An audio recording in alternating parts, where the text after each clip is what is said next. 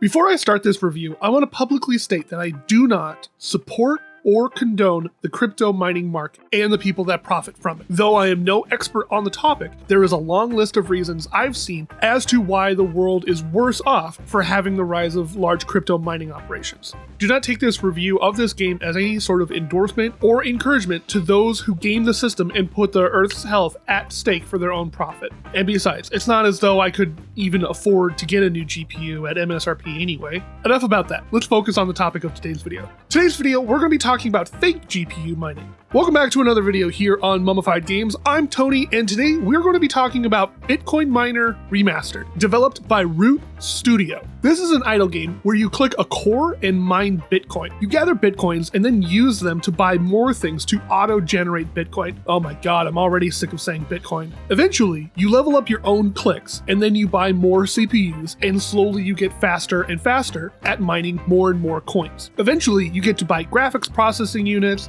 and then FPGAs, ASIC tools, join a mining pool, and then your own cloud? I don't know, I haven't gotten to that last one yet. This whole time, you buy these items and you increase the number of the tools. These tools don't just put out a constant stream of Bitcoin, but rather they use a repeating timer when they unload more coins into your wallet. Think of it as your oven doesn't just bake one cookie at a time, it makes them in batches. Unless you own a manufacturing warehouse where you have a cool conveyor belt oven, you can buy these upgrades that increase the speed of how fast they cycle. Sort of think of it as increasing how fast you can attack a monster. This is the attack speed in your DPS calculator. And then the next set of buttons to the right is increasing the number of coins the tool dumps every time it cycles through its task. So not only can you make the tool faster, but also more profitable, hitting the monster for more damage per hit. So the three things are the number of tools, the speed of these tools, and the value of the tool's output. And then, once you get into the billions of coins, you can change what effects the core has,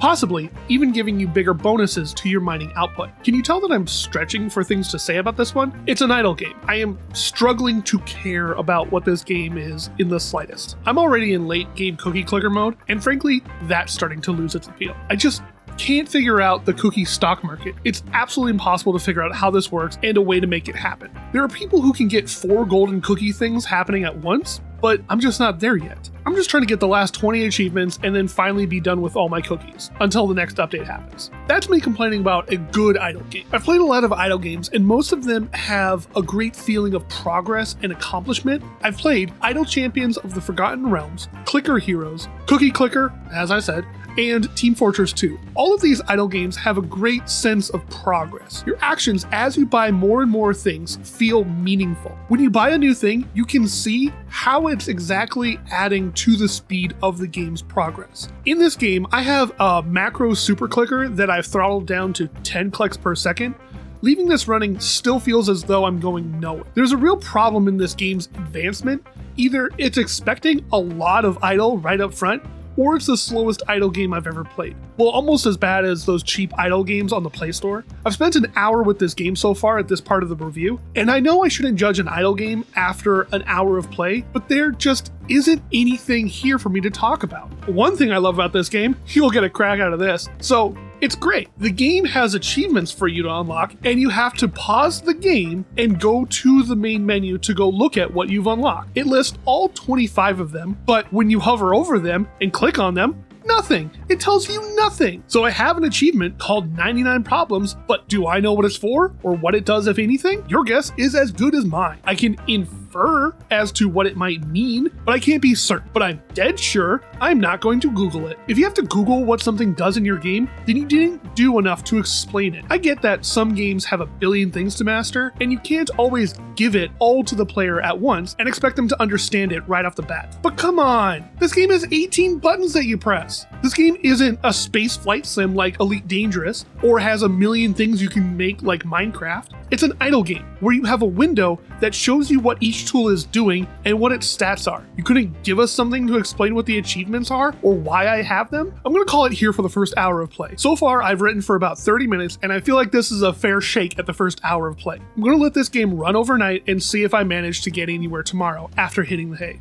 This game is absolutely ridiculous. It's now the next day, and I cannot believe what I'm seeing. The game caps the number of tools you can have at 999 and your upgrade levels at 10. Well, I guess I'm not surprised that the game would cap at 999, but the fact that the game lets me reach 999 at a single overnight stint just goes to show how poorly timed out these upgrades are. I've been playing Cookie Clicker for almost a whole year now, and I've yet to reach 999 cursors. I'm almost worried that the scale of ramp in this game is non-existent. There isn't a delta to how fast the cost speeds up. I think it's all linear. Either way, I woke up this morning, turned on the monitor, and after letting it run all night long, I saw that the CPUs were at 999, and that I had enough money to easily get my GPUs and mouse clicks to 999 as well. At time of writing this review, I'm up to 504 FPGAs, 40 ASIC tools, and 8 pools. I have a feeling that if I left my computer do its thing, I'd have the game beat in a week. Wait, is that what I want? An idle game that has an end? Have I been thinking about this all wrong? How nice would it be to finally finish a game in this bundle? To actually be able to see it all the way to the end and have a feeling of fulfillment. What a day that could be.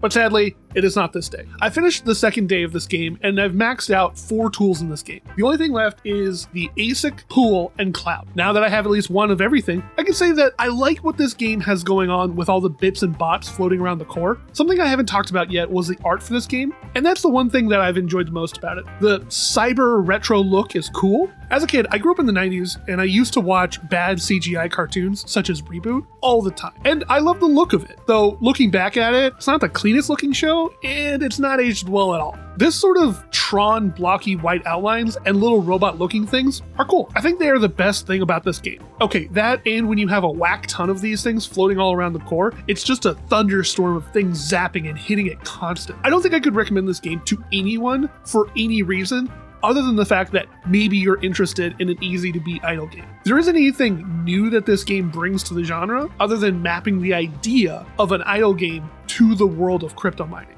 There just isn't any substance to it. What it says on the menu is exactly what the waiter brings. There's no magic or experience that comes with it. I wouldn't bother with this game, but maybe there's another idle game that came in this giant bundle. If there is, let me know. Other than that, what's your favorite idle game? Is it only a mobile thing or is it a web-based one like Cookie Clicker? Let me know what you thought about it in the comments. Shout out to NinjaMasta24 who posted a recommendation. Dead Cells, but you have to actually clear it. Friend, I would love to play this game. I am very aware of this game's existence. And when I read your comment, I even thought to myself, oh yeah, I have that game. I'll move it to the top of the list. Turns out, I don't actually have it. I've seen it a million times. The Dark Souls platformer gameplay is interesting. I've watched the first 5 minutes in a video, and I'm intrigued. I'll add it to the list of games I need to play. In the meantime, I do hope that you don't mind, but I'm a bit peckish, and I'm going to drop some coin on lunch. You all do the YouTube dance. Like, comment, subscribe, bell icon, tell a friend, and as always, friends, keep digging. We'll make it out someday. See you in the next one.